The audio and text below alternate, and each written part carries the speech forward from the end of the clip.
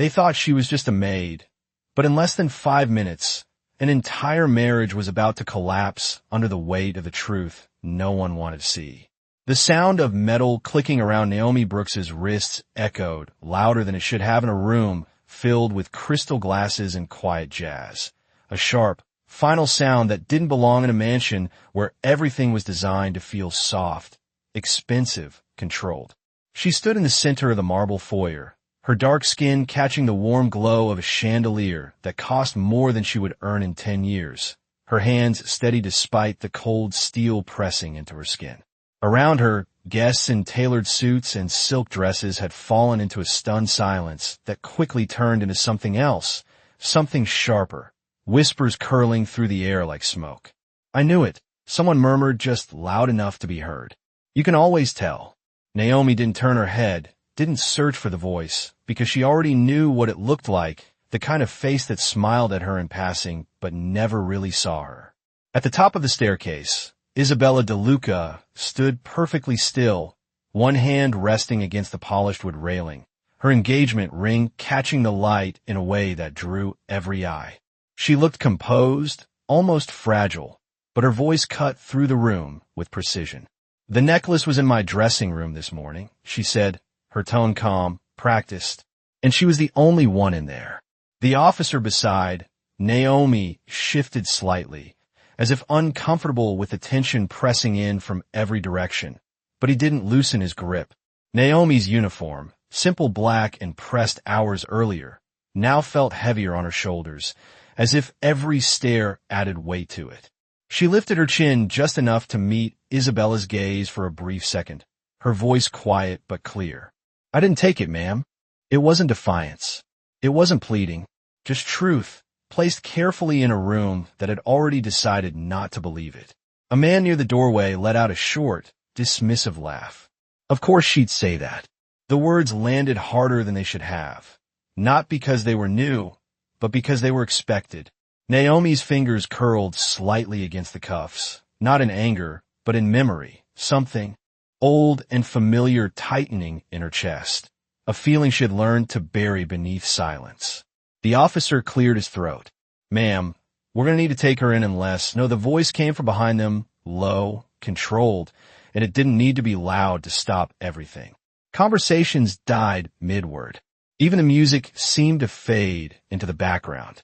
Vincent De Luca stood just inside the doorway, his coat still draped over one arm, as if he had walked into the wrong scene and was now deciding whether to leave or take control of it. His eyes moved slowly across the room, not rushing, not reacting, just observing, until they landed on Naomi. For a moment, nothing else existed.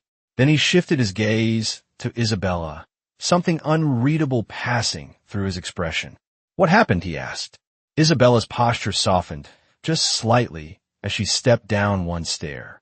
"My diamond necklace is missing," she said, and she was the only one with access. Vincent didn't respond right away. His attention drifted back to Naomi, taking in the cuffs, the way she stood without shrinking, without breaking, and something in his stillness made the room hold its breath.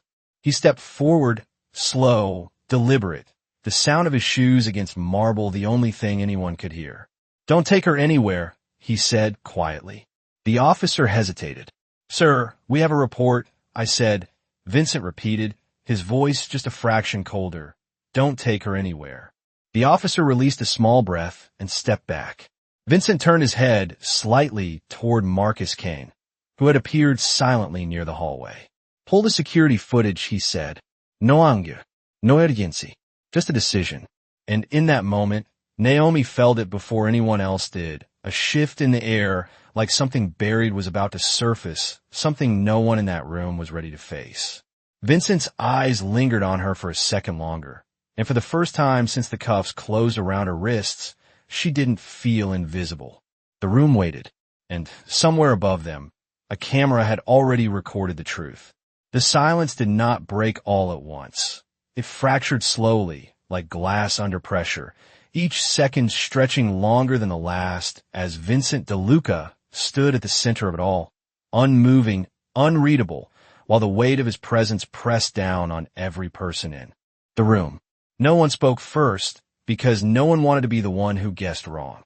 Naomi remained where she was, her wrists still bound, her posture unchanged, but her eyes had shifted slightly toward the hallway where Marcus Kane disappeared, her breath steady in a way that did not match the tension tightening every other face in the room. Isabella descended the final step with controlled grace, her heels clicking softly against the marble, each step measured, deliberate, as if she were walking into a scene she had already rehearsed. "Vincent," she said gently, her voice softened now, almost wounded, "this does not need to become a spectacle." Her hand moved instinctively toward her chest, fingers brushing the space where the necklace should have been, a subtle gesture that drew sympathetic glances from the guests. "It is already handled." Vincent did not look at her immediately. His gaze remained fixed on Naomi, as if he were studying something deeper than what was visible, something that did not fit the version of events being presented. "Handled," he repeated quietly, as if testing the word for weight. The officer shifted again, uncertain. "Sir, we are following procedure. A report was filed, and we have probable cause." Vincent turned his head just enough to acknowledge him, his expression calm, but there was something in his eyes that made the officer straighten unconsciously. "Then you will follow my procedure for the next 5 minutes," Vincent said. "After that, you can decide what you believe." The officer hesitated, then gave a small nod. "Yes, sir." Across the room, a woman in a pale dress leaned toward her companion and whispered something behind her hand, but the whisper carried just enough. 5 minutes will not change anything. Naomi heard it. She heard all of it, but she did not react because she had learned long ago that reactions were often used against her more than silence ever could be. Her fingers tightened slightly against the cuffs again, not in fear but in restraint, the kind that came from knowing exactly how quickly a moment like this could spiral beyond control. Isabella exhaled slowly, then forced a faint smile, the kind meant to reassure, to smooth over discomfort. "Vincent, please," she said, her tone dipping into something more intimate, something meant only for him, though everyone could hear it. "You trust me." It was not a question. It was a reminder, a carefully placed one. Vincent finally looked at her fully, and for a brief moment, something flickered across his face, not anger, not doubt, but recognition, as if he were seeing the structure of something that had always been there, just out of focus. "I trust what I can verify," he said simply. The words landed harder than any raised voice could have. Isabella's smile held, but just barely, a fraction too still, a fraction too perfect. Before she could respond, footsteps echoed from the hallway, firm, precise. Marcus Kane returned, a tablet in his hand, his expression neutral in the way that only made it more serious. He stopped a few feet from Vincent and handed it to him without a word. The room leaned forward without moving, every eye drawn to that small screen as if it held more power than anything else in the mansion. Vincent took the tablet, his fingers steady, his movements unhurried, and for a moment he did not turn it on. He simply held it, as if allowing the silence to stretch just a little longer, as if giving everyone one last chance to reconsider where they stood. Naomi watched him, something shifting behind her calm exterior. Not hope, not yet, but something close enough to feel dangerous. Vincent finally tapped the screen, and the faint glow illuminated his face from below, casting shadows that sharpened his features. "Let us see," he said quietly, almost to himself. And somewhere in that room, a truth that had been carefully hidden began to move closer to the surface.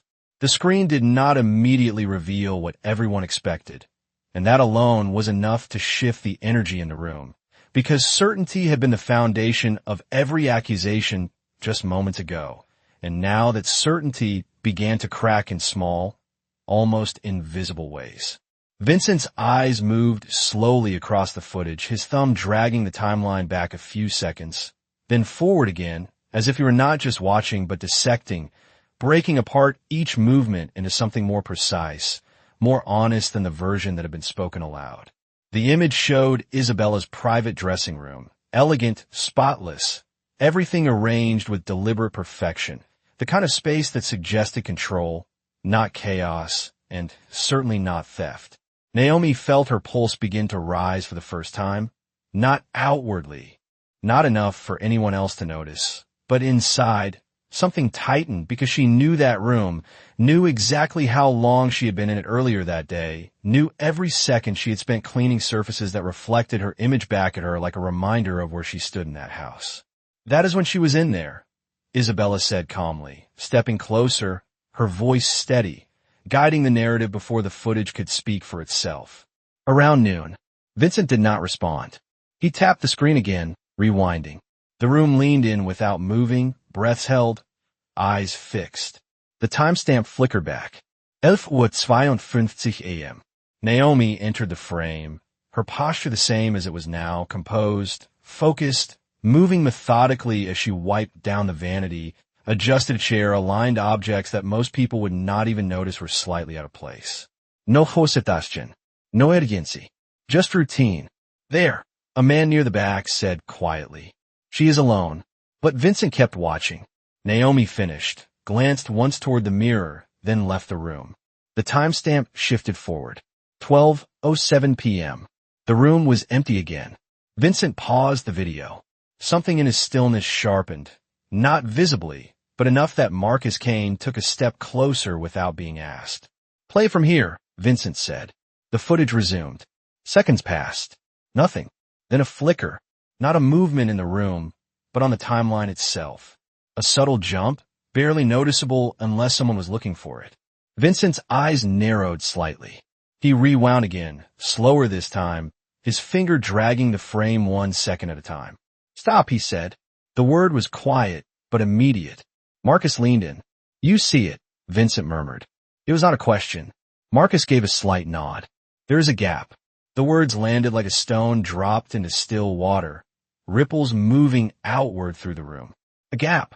Isabella repeated, a fraction too quickly, her voice still controlled, but now carrying something underneath it, something thinner. Vincent did not look at her. He tapped the screen again, isolating the timestamp. 12:07 to 12:09, he said. 2 minutes missing. The officer frowned.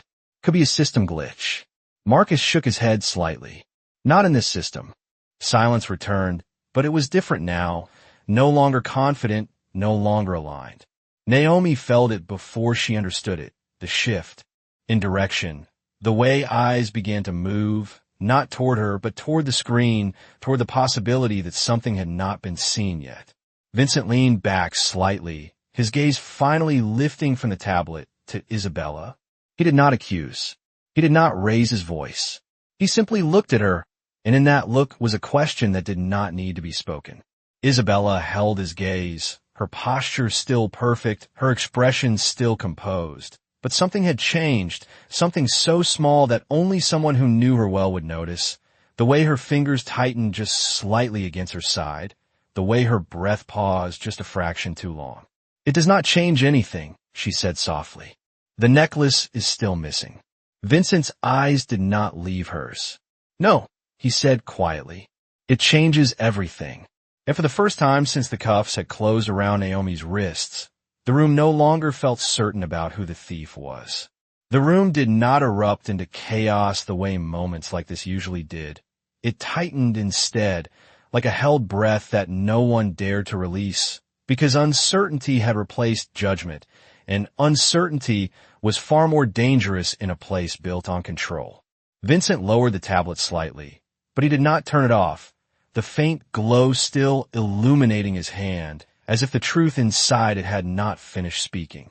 His gaze moved away from Isabella and toward Marcus Kane. Restore it, he said. Marcus did not hesitate. It may take a moment, he replied, already stepping closer, his fingers moving across the screen with quiet precision. Vincent gave a small nod. We have a moment. The words settled into the silence with quiet authority. No one argued. No one questioned. Even the officer remained still, his earlier confidence replaced with something more cautious, as if he understood now that the situation had shifted beyond simple procedure. Isabella's expression remained composed, but the air around her felt different, thinner, as if the room itself had begun to withdraw its support.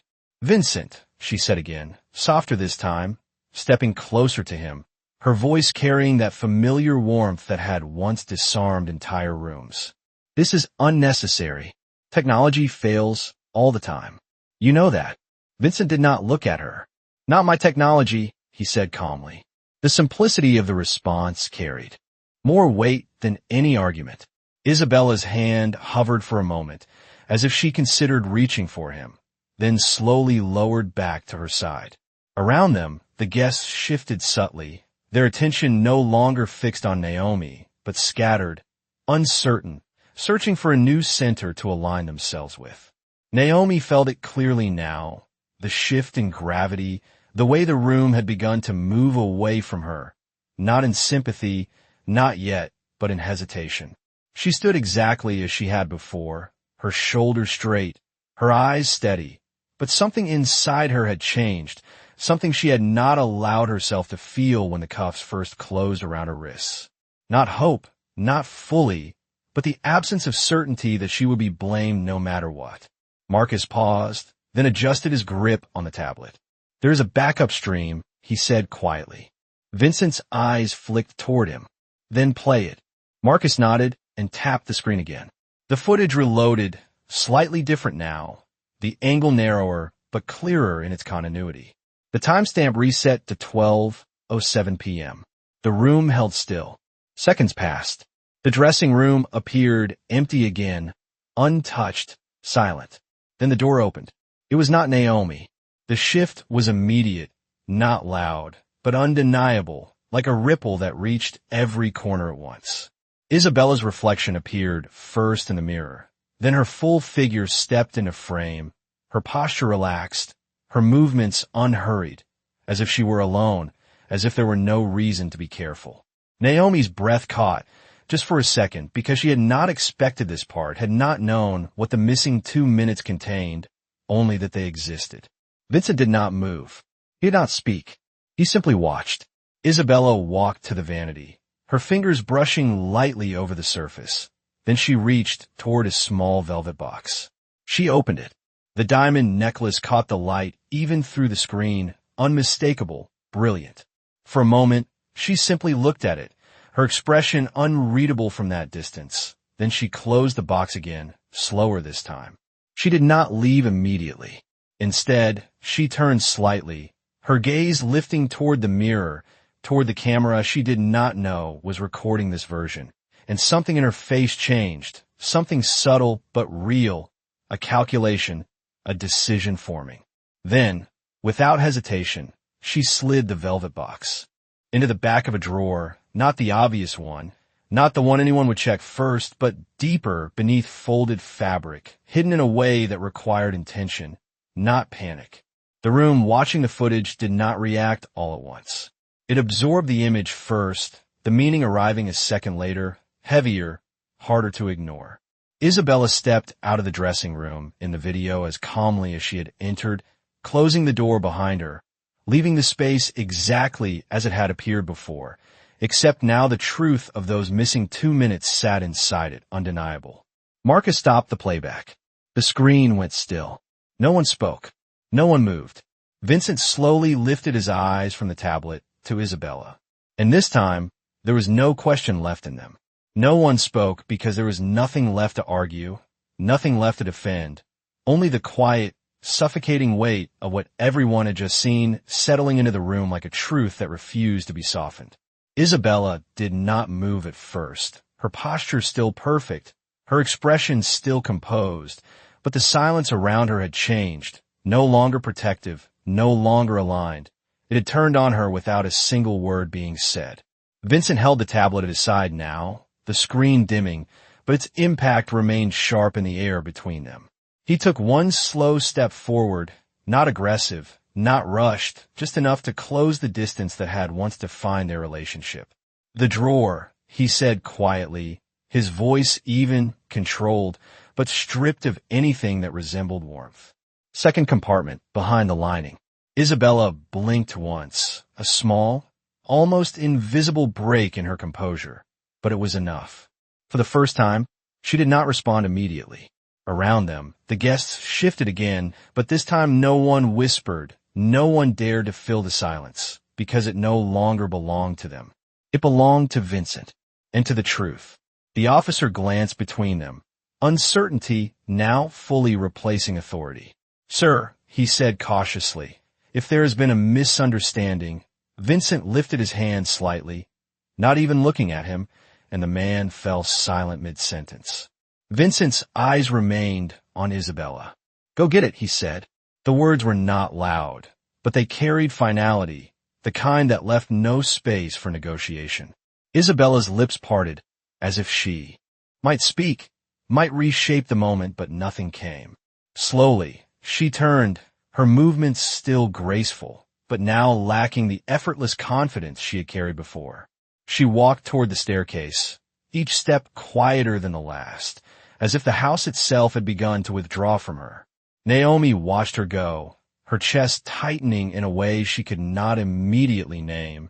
Not relief, not satisfaction, but something more complicated, something rooted in the long memory of being judged before being heard. The room remained frozen as Isabella disappeared from view, the seconds stretching again, but differently this time, no longer tense with accusation, but heavy with realization. Vincent did not move. He did not look at anyone else. He simply waited. When Isabella returned, the shift was undeniable. The velvet box in her hand said everything before she even reached the bottom step. She stopped halfway down, her fingers tightening around it, her eyes flicking once toward Vincent, searching for something that was no longer there. Slowly, she descended the rest of the way and placed the box on the table beside him. No explanation, no defense, just the evidence.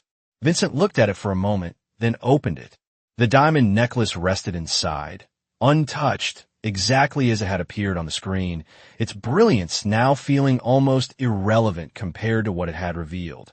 He closed the box again with a soft click that echoed louder than it should have. Then, without raising his voice, without turning toward the crowd, he spoke. "Take the cuffs off her." The officer reacted immediately this time, stepping forward and unlocking the restraints from Naomi's wrists. The metal fell away, light, but the mark it had left lingered in the air far longer than on her skin. Naomi lowered her hands slowly, not rubbing them, not drawing attention to the moment, just proclaiming something that had never truly belonged to anyone else. Vincent finally turned toward her. For a brief second, something passed between them. Not familiarity, not comfort, but recognition, a quiet acknowledgement of what had almost happened and what had been stopped just in time. Then he looked away, back toward Isabella. And when he spoke again, his voice was just as calm, but now it carried something heavier, something final. "You accuse her," he said. Isabella swallowed, her composure now fractured beyond repair. "Vincent, I can explain." "No," he said softly, cutting through her words without force. "You planned it." The room felt smaller suddenly, as if the walls themselves had drawn closer to hear what would come next. Isabella's breath caught, her eyes widening just slightly, and in that moment, the truth extended beyond the necklace, beyond the lie, into something deeper, something Vincent had already begun to understand. He did not need her explanation. He had already seen enough. The word plan did not echo loudly, but it settled into the room with a weight that no one could ignore, as if it had been waiting beneath the surface the entire time, now finally given permission to exist. Isabella's lips parted again, but this time the confidence that once shaped every word she spoke had disappeared, replaced by something thinner, something uncertain. "It is not what you think," she said, her voice softer now, no longer commanding, no longer guiding, but reaching, trying to pull the moment back into something she could still control. Vincent did not raise his voice. He did not step closer. He simply stood there, looking at her in a way that stripped away everything except the truth. "Then tell me what it is," he said. The calm in his tone made it impossible to hide behind emotion, impossible to turn this into something dramatic or misunderstood. It demanded clarity, and clarity was exactly what Isabella no longer had. She glanced briefly around the room, as if searching for an ally, for someone who might still stand with her, but the faces she met were no longer supportive, no longer aligned. They were watching now, not with sympathy, but with distance.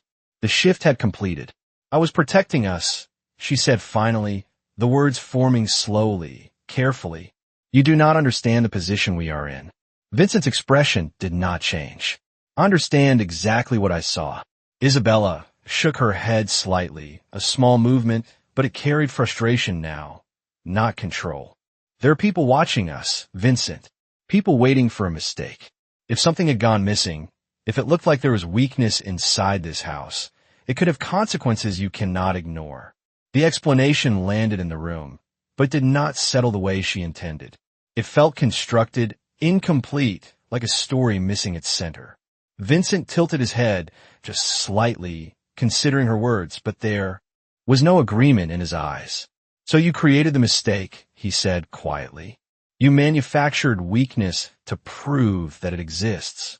Isabella's breath caught, just for a second. I created a situation I could control, she corrected, but the correction only made the truth clearer. Vincent looked at her for a long moment, and in that silence, something deeper than anger began to surface, something colder, something that did not rush or react, but observed and concluded. You chose her, he said, his gaze shifting briefly toward Naomi, then back to Isabella.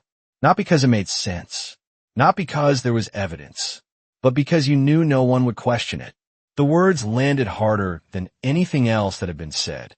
Naomi felt it, the recognition, the quiet exposure of something she had lived with long before this room, long before this house. Isabella's composure faltered again, this time more visibly. She was the only one in the room, she said, but even as she spoke, the defense felt weaker, thinner, no longer supported by the certainty that had once made it believable. Vincent did not argue the detail. He stepped slightly to the side, placing the velvet box back on the table with deliberate care, as if the object itself no longer mattered, only what it had revealed. You did not report a theft, he said. You staged one. Isabella's eyes widened, just enough to confirm what she did not say. The room remained silent, but the silence now carried judgment, not from Vincent, but from the truth itself. Naomi stood still, her hands free now, but she did not move, did not speak, because this moment was no longer about her defense. It was about something unraveling that had nothing to do with her, and everything to do with what had been hidden behind power, behind appearances, behind carefully maintained control. Vincent took a slow breath, then looked at Isabella again, and this time there was no question left, no uncertainty, only conclusion. And you expected me to accept it, he said. Isabella did not answer. She could not, because for the first time, there was nothing left to shape, nothing left to control, only the truth standing where her certainty used to be. The silence did not break, but it shifted again, deeper this time, heavier, as if the room itself had accepted that what was happening was no longer a misunderstanding, no longer a mistake, but something far more deliberate, something that had been carefully built and had now begun to collapse under its own weight. Vincent did not move for several seconds after Isabella failed to respond, and in that stillness, his presence became even more commanding, not through force, but through certainty, the kind that left no room for argument. When he finally spoke again, his voice was quieter than before, but it carried farther, reaching every corner of the room without effort. You did not just accuse her, he said slowly. You chose her to carry the consequence of something you created. Isabella's shoulders tensed slightly, the smallest crack in her posture now visible to anyone paying attention. And this time she did not try to deny it immediately. Instead, she inhaled, steadying herself, trying to gather control that was already slipping away. I made a decision, she said, her voice regaining some firmness, though not all of it. A necessary one. Vincent's eyes did not leave hers. Necessary for who? The question was simple, but it cut deeper than any accusation.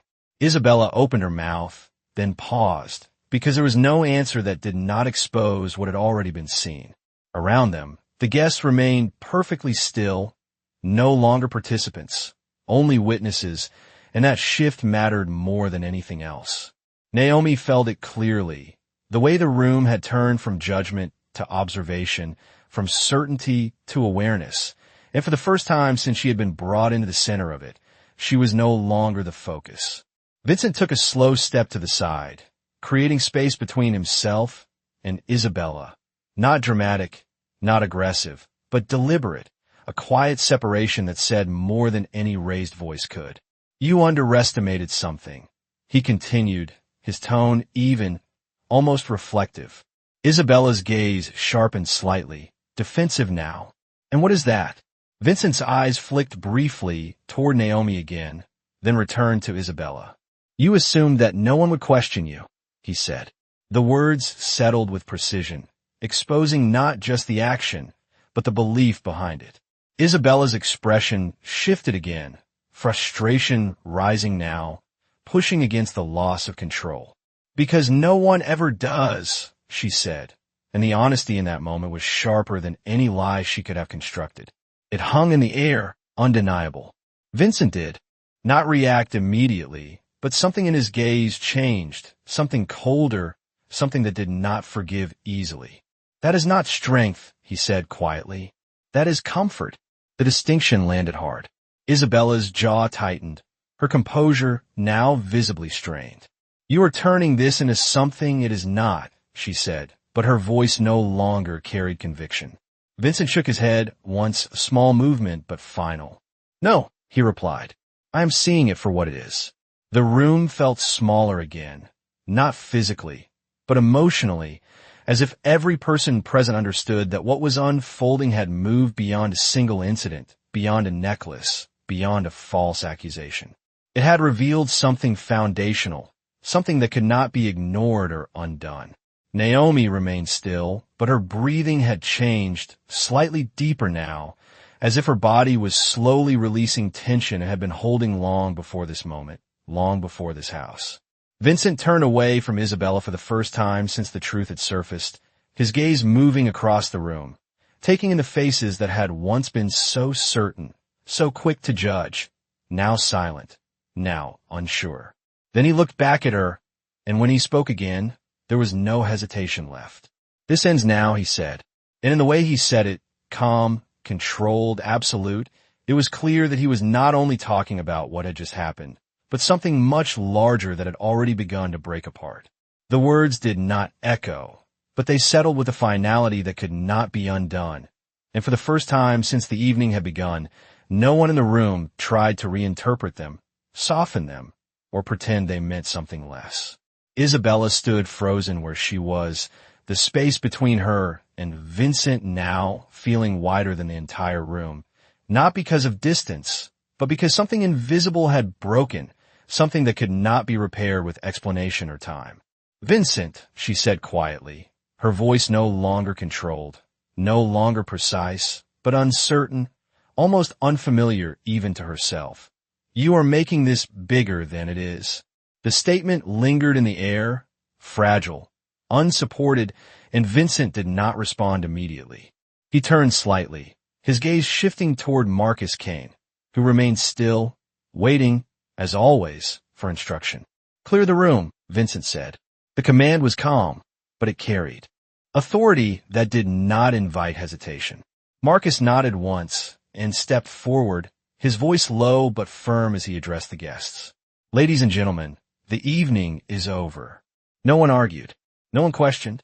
Chairs moved quietly. Conversations reduced to murmurs that never fully formed, and within moments, the room began to empty, the sound of polished shoes against marble replacing the earlier tension.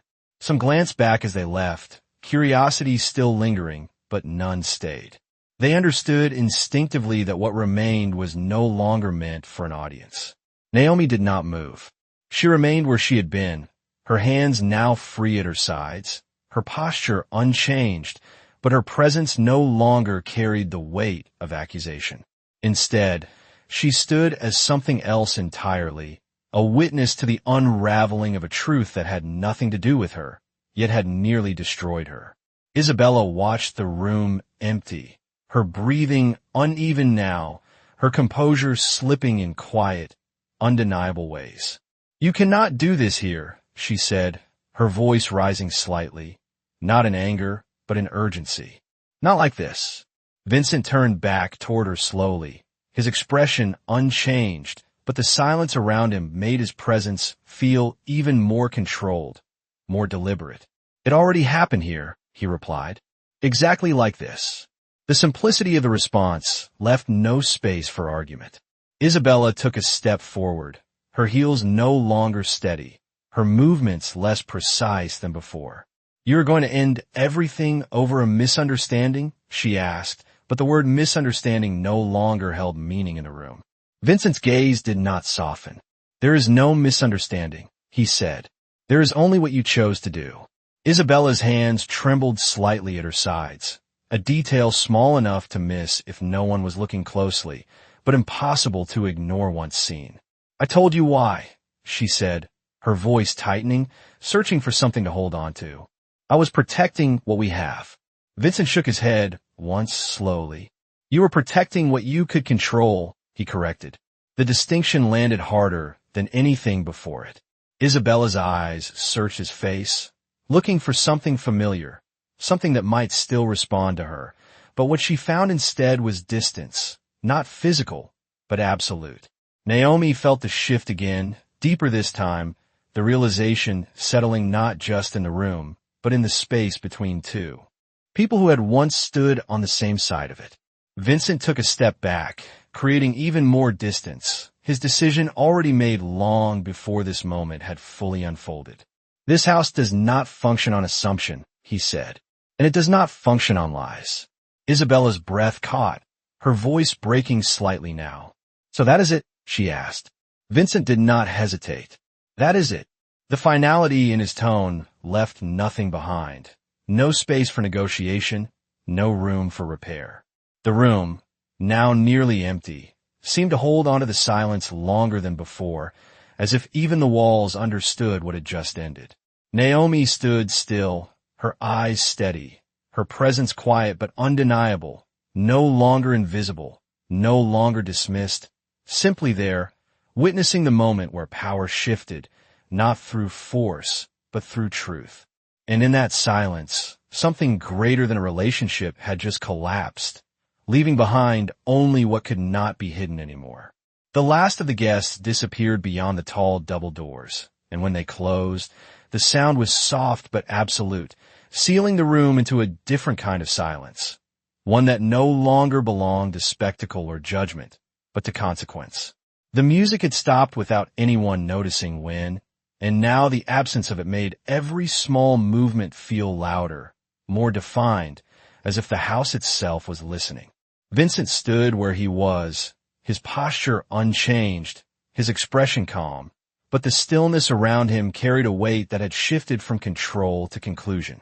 Isabella remained across from him, no longer framed by an audience, no longer supported by expectation, just a woman standing in the space where her certainty used to be. "You are going to regret this," she said, her voice steadier than before. But it was not strength. It was something else, something closer to desperation trying to sound like control. Vincent did not react to the words. He did not argue them. He simply looked at her, as if measuring something that had already been decided. "No," he said quietly. "I'm going to remember it." The distinction settled into the air between them, sharp and irreversible. Isabella's jaw tightened, her eyes narrowing slightly as she searched his face for hesitation, for doubt, for anything she could still reach. "Everything we built," she continued, taking a step closer, her tone shifting again, softer. "Now, almost persuasive, you are throwing it away because of one moment." Vincent's gaze did not waver. "It was not one moment," he replied. "It was a decision." The correction landed with precision. Isabella's breath caught, and for a brief second, something honest crossed her face, something unguarded, something that understood exactly what he meant. Naomi stood quietly near the edge of the room, no longer at its center, but not removed from it either, her presence grounded, steady, as if she had already stepped beyond the part of the story that tried to define her. She did not look at Isabella. She did not look at Vincent. She simply remained, aware, present, watching something unfold that had nothing to do with her actions and everything to do with what had been revealed. Vincent shifted his attention briefly toward Marcus Kane. "Make sure she has everything she needs to leave tonight," he said. The words were simple, but they carried finality that did not invite interpretation. Marcus nodded once. "Understood." Isabella's head turned sharply toward Vincent, the meaning of his instruction landing a second later than the words themselves. "Leave?" she repeated, her voice rising, not in volume, but in disbelief. "You cannot mean that." Vincent met her gaze fully now, and there was nothing left in his expression that resembled hesitation. "I do," he said. The calm certainty in his tone left no space for negotiation. Isabella took another step forward, her composure now visibly fractured, her control slipping through her fingers in ways she could no longer hide. "This is my home," she said, her voice tightening. Vincent shook his head slightly. "It was," he corrected. The single word changed everything. The room seemed to hold still again, absorbing the shift, understanding that something fundamental had just been redefined. Isabella's lips parted, but no words followed, because there was nothing left that could reshape what had already been said. Naomi felt the weight of that moment in a way that was difficult to name. Not satisfaction, not relief, but recognition, the quiet understanding of what it meant when truth replaced assumption, when dignity stood where judgment once had. Vincent turned slightly away from Isabella, not dismissive, but resolved, his focus no longer on what had ended, but on what remained. For a brief moment, his gaze moved toward Naomi again, and there was something different in it now. Something quieter, something that did not need to be spoken. Not apology, not explanation, just acknowledgement. Then he looked away, the moment passing without ceremony. Isabella stood alone in the center of the room, no longer framed by power, no longer protected by certainty, just present in the consequences of her own decision. And in that silence, the truth did not need to be repeated, because it had already done what it came to do. Marcus Kane did not move immediately after Vincent's instruction, not because he hesitated, but because he understood the weight of what had just been said, and the importance of allowing that weight to fully settle before anything else followed. The room remained still, almost suspended, as if time itself had slowed to acknowledge the finality of the moment. Isabella stood exactly where she was, her fingers slightly curled at her sides, her breath uneven now in a way she could no longer conceal. And for the first time since the evening began, she looked not powerful, not composed, but uncertain in a way that made the space around her feel unfamiliar. "You are not thinking clearly," she said, her voice quieter now, but sharper, as if she were trying to cut through something that had already hardened. Vincent did not turn back to her immediately. Instead, he walked slowly toward the table where the velvet box still rested, his hand brushing lightly against the polished surface as he passed, grounding himself not in emotion, but in certainty. When he spoke, his voice remained calm, but there was something beneath it now, something resolute that could not be redirected. "I am thinking more clearly than I have in a long time," he said. The words did not rise in volume, but they expanded in meaning, reaching beyond the moment into something deeper, something that had been forming long before tonight. Isabella took another step toward him, her movements less controlled now, her presence no longer commanding the room, but chasing it. "You are letting this situation distort everything," she insisted, her tone tightening again. "One incident does not define a person." Vincent stopped walking. Slowly, he turned back toward her, and this time there was no distance in his gaze, only a direct, unfiltered clarity. "No," he said, "but it reveals them." The distinction settled between them like a line that could not be crossed. Isabella's expression shifted again, frustration giving way to something closer to fear, though she tried to hide it beneath composure that no longer held. "And what about everything else?" she asked. "Everything I have done for you, for this house, for your name?" Vincent regarded her for a long moment, not dismissing the question, but not accepting it either. "None of that changes what you chose to do today," he replied. The calmness in his voice made the answer final, not emotional, not reactive but decided. Naomi remained near the edge of the room, her presence quiet, but no longer invisible, her eyes steady as she watched the exchange unfold. She did not look away, because she understood something in this moment that could not be taught, only lived, the way truth reshaped everything without raising its voice. Marcus stepped forward then, his movement subtle but purposeful, standing just a few feet behind Isabella, not touching her, not forcing anything, but making it clear that the process Vincent had set in motion was already underway. "Miss DeLuca," he said respectfully, his tone even, "I will have your belongings prepared." Isabella did not respond to him. Her eyes remained fixed on Vincent, searching, pleading now, without words, because words had already failed her. "You are choosing her over me," she said finally, the accusation forming with effort, but lacking the certainty it once would have carried. Vincent's expression did not change. "I'm choosing what is right," he answered. The simplicity of the response stripped the accusation of its power. Isabella's shoulders dropped slightly, the last remnants of her control slipping away in a way that could not be hidden anymore. Naomi felt the shift again, deeper now, the moment where the story that had almost been written about her had dissolved completely, replaced by something else, something that belonged not to accusation, but to recognition. Vincent turned away once more, his attention no longer on Isabella, not because she no longer mattered, but because the decision had already been made. "Make sure she is escorted properly," he added to Marcus, his tone unchanged. Marcus nodded. "Of course." Isabella stood still for one last moment, as if waiting for something to reverse, for something to call her back, but nothing came. The room remained silent, not empty, but resolved. And in that silence, the truth stood alone, not needing defense, not needing explanation, because it had already done what it came to do. Isabella did not argue again, not because she agreed, but because something inside her had finally recognized that there was no longer anything left to negotiate, no version of this moment that could be reshaped into something else, something salvageable.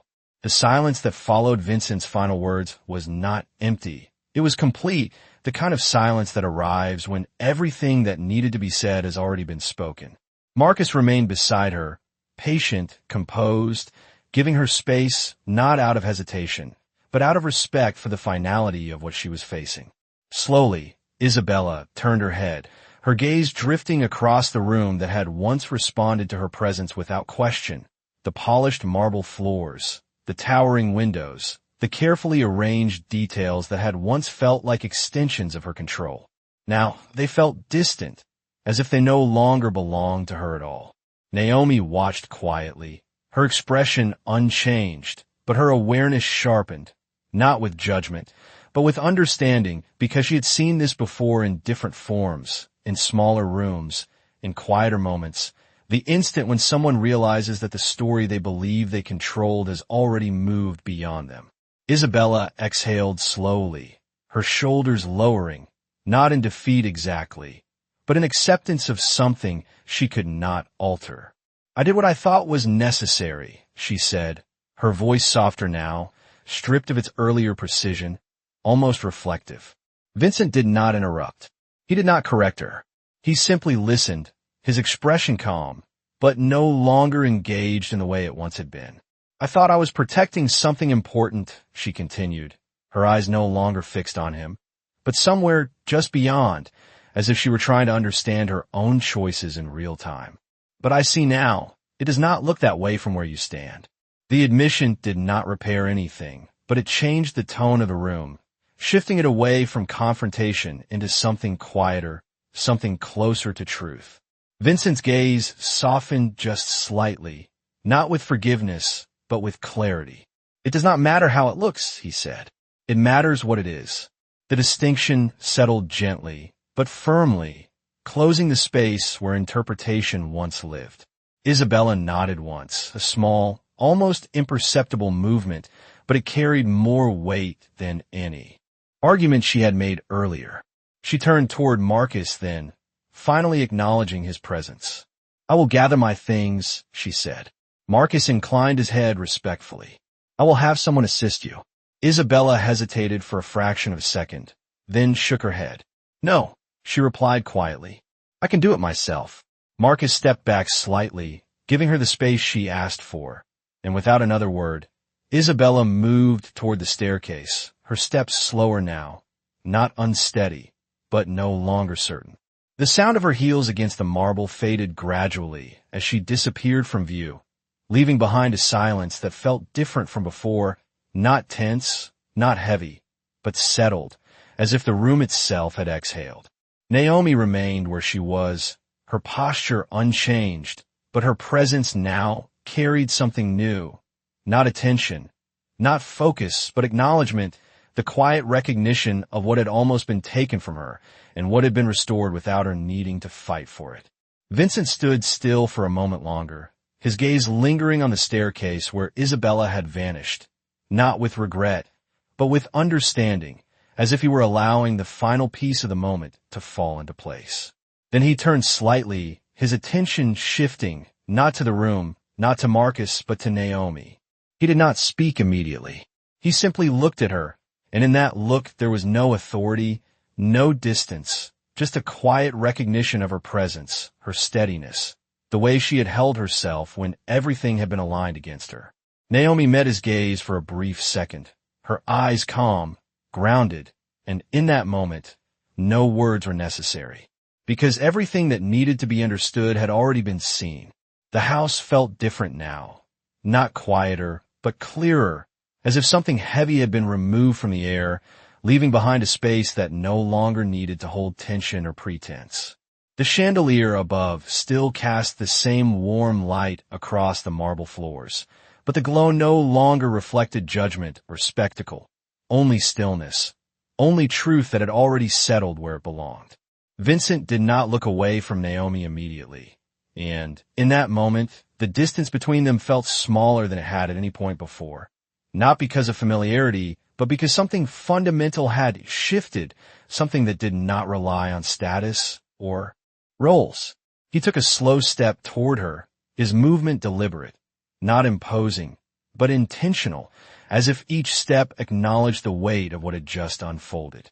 Naomi remained where she was, her posture steady, her hands relaxed at her sides, but her awareness sharpened, not in fear, not in uncertainty, but in recognition of what this moment required. Vincent stopped a few feet away, close enough that his presence could be felt without overwhelming the space between them. For a brief second, he said nothing, and that silence carried more meaning than any immediate response could have.